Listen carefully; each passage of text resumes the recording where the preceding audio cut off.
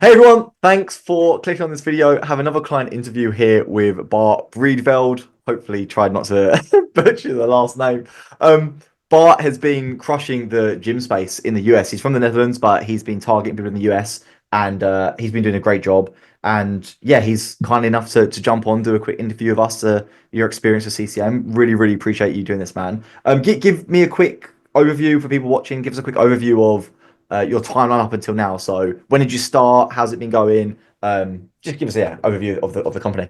Yeah, so I started running an agency about 2 years ago. Tried it for about a year in the Netherlands, where in the last couple of months I switched from like the traditional model to also doing the appointment setting. That didn't really work out that well. So yeah, last year in April, I switched to the US, started doing lead generation. Within a couple months, found out that you really need to be doing appointment setting in the gym space to really get any client results or at least some happy clients. So yeah, tried building the call center on my own. Had a lot of trouble hiring, training, tracking everything. So after a couple of months, I stumbled on a video which had Aaron in it, and I figured this must be the guy that can solve all my problems and make my life great. And so that's when I signed up for call center mastery, and it basically solved yeah, most of my issues immediately. Yeah, love that, man. Also, what was it about the agency when you realized that to get results you need to have a call center? Even before CCM, like when you first realized, you know what, I need to start trying to do this for them. What happened? Was there a trigger? Did you see something? What was it that made you think you need a call center? Yeah, well, obviously, I watched some videos on YouTube like everybody does, and saw a lot of companies doing it, but it was mainly my clients, first of all, claiming the lead quality sucks, or yeah, me trying to coach them on calling the leads actually fast and following up with them for at least three days, and them just never doing it because they couldn't really bother doing it, and yeah, basically them wasting ad spend on leads they're not even properly following up with. Yeah, that was the thing for same thing for Gym Launch, man. Like the reason why they reached out to me originally was because clients, for some reason, like all clients are terrible at it, but for some reason in the gym space, they're even more terrible. Like they just really don't want to phone leads. They really don't like it. I think it's because they'd rather just do personal training or whatever they're doing, right? And so to sit there and phone leads is such a pain. But yeah, well, obviously, I'm glad you came to that realization. Do you remember what the video was that you saw of me? Was it Keaton or was Yeah, it? it was with Keaton, like the podcast. Yeah. Keaton's awesome. Love Keaton. Yeah, that's great, man. So, what were the kind of things you were struggling with? You said that there are some problems with the call center. What are the kind of things that were going on? Yeah, first of all, just getting applicants for interviews. So I posted some things on Upwork.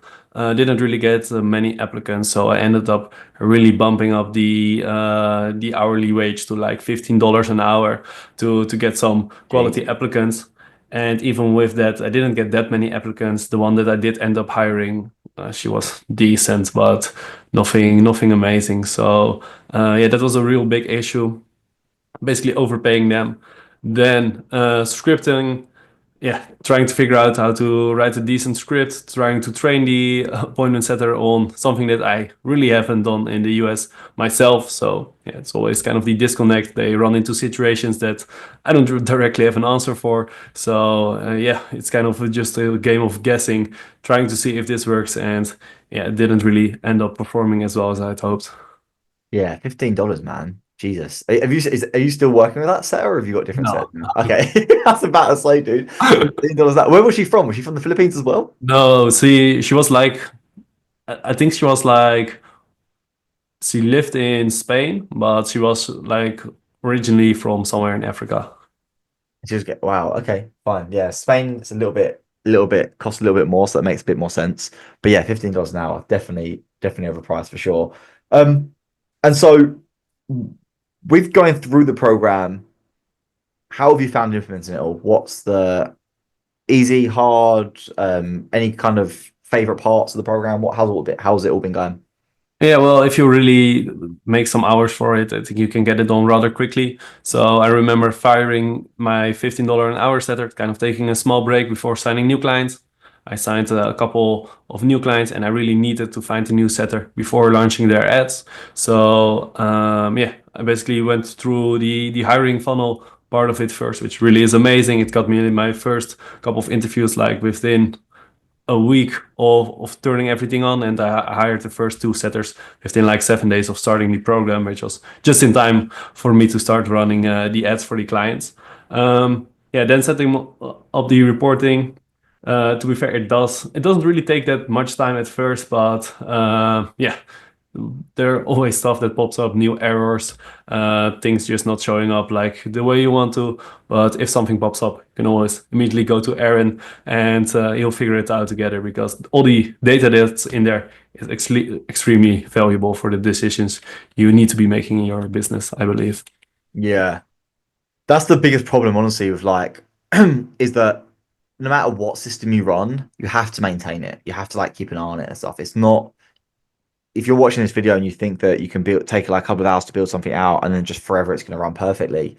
Even like there's a reason why software developers are paid so much money because like and there's a reason why that software like a SaaS company doesn't just hire software developers once to build it and then they like you have to constantly find there's always bugs, there's always things to maintain. So I always tell people to originally like check the reporting every day, just keep an eye on it. Any kind of bugs that are coming through, jump on my calls, I'll help you fix them. And then from there you're able to obviously keep improving, see the data and stuff. And so how hard did you find to build it all out? I know you said it takes a few hours, but did you find it because you jumped on a few of the calls, but you didn't jump on loads of calls. So I'm assuming that you found it relatively easy. Yeah, so it's if you follow the videos, it's pretty much copy and paste of what you're seeing. And chances are, if something's not working, you didn't copy and paste it the right way. So you need to rewatch the video at a normal speed, not be that distracted while watching it. Yeah, that's so true, man. It's like every you are right. Like every time someone comes with a problem, it's usually I'm like, did you do that bit? And they're like, oh no, I didn't. And I'm like, right, okay, let's do that bit. But look, it's a lot of content to go through, so I do get that mistakes happen. But you've been really great, man. Like you haven't like any times you have problems, you jump on the calls. But yeah, we've spoken a few times, obviously, but you know, some people join my calls every day, which is absolutely fine if they do. But yeah, you didn't really need to. You kind of just like tanked and like as in tanked in the sense of like went all in on the content and feed it out. So yeah, it's awesome, dude.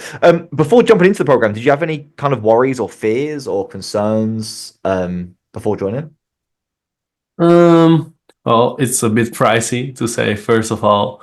So yeah, that was for me the main objection. Am I gonna make it back all the money that you're investing in it? But I believe if finding cheaper hires alone, you're pretty much already making all of it back only long term, going from a $15 an hour setter to a $5 an hour setter. So long term, Yeah. definitely worth the investment just based off of that. That's excluding all the additional benefits you get from the insights you get into your business, and yeah, actually improving your client results, especially if you're on a pay per result model. It's one of the best ways to kind of increase your revenue without signing more clients. Yeah, talk to me about the client journey from your point of view now then. So do you find that your sales are a bit easier? Do you find your clients stay longer? What are the kind of benefits for your clients or yeah, what that you're seeing? Um, yeah, it's definitely so. Sales have gotten a lot easier. Of course, since building out the call center the first time, switching to the pay per show model, but also, yeah, kind of having a quicker feedback loop. So if you're wondering, should I implement that? Should I implement this? What should I do? Knowing in the back of your mind that you have Aaron to kind of rely on makes the confidence you have during the sales calls also a bit better. Yeah, cool, man. Yeah, it's all about the thing about the sales process is like if you don't think you can get your clients results, but you're still selling them, then you end up not being that convicted, right? And you don't really push that hard because you kind of feel bad. But then a lot of time with the sales stuff is like your sales improve because your results are better, but also by offering the appointment setting alongside the lead gen, like you actually stand out now. Like it's it's I think it's very hard in the gym space at the moment or whatever niche you're in. It's hard to be able to just sell leads. Hey, we're just gonna generate leads for you. Like that's kind of back in that's like years ago now. You can't really do that anymore. So yeah, it definitely helps there for sure. And with the management of the setters, um, with the new system, how are you finding managing the setters with your old system and then managing the setters with the new system? Yeah, so especially with the Slack channel, the Slack build out, it helps a lot. Tracking the speed to leads becomes pretty much effortlessly. Even if you don't have it set up correctly in Make, like I have right now, you kind of still keep an eye on it, see what the response times are if you do it the way Aaron teaches you in the course. So yeah, it's easier to get an eye on them than yeah, basically having all the communication within your organization structured using Slack was something that I hadn't set up before. Before it was all email, and this is also a big improvement on yeah, kind of having one channel to talk to all setters, having ways to kind of yeah Mm. set up these feedback points. Yeah. And what about the like? Are you guys using the power dialer at the moment? What are you guys using Yeah, for the? Yeah, yeah. you are. Also, Yeah. the power dialer. Training them on how to use the Go High level is a lot easier with the power dialer and the way it's set up right now, as opposed to how I had it when I built it out myself. Yeah. A lot of people would like get their team. There was a woman I spoke to the other day, and she had like a spreadsheet with all the leads on it, and then she would get her team to manually find each lead and like phone them manually and go high level, and then update the sheet to say if they phoned them. And she thought she had good systems. I was like, these, I was like, this is horrible. Like, you need to like this. Oh, it's just yeah, it's absolutely horrible. So yeah, that's obviously managing the setters and all that. Yeah, it solves all that. I'm glad you've been able to figure all that out. Have you got any favorite parts? Any favorite parts of the program? Yeah, let me think. What do I like most about it? Yeah, so the like I said before, the hiring funnel is definitely a big one. Another one is Yeah. actually the community. So I've posted a couple things in the community tab and a lot of people respond to it. They send me a direct message and actually made some friends from it. We're basically meeting Good. every week right now, kind of discussing how things are going with their agency, any questions that pop up. So the community is also a very big part because compared to some other school type of groups that I've been in, this community is really it really takes it up a notch with really the most higher end business owners compared to most other yeah school groups.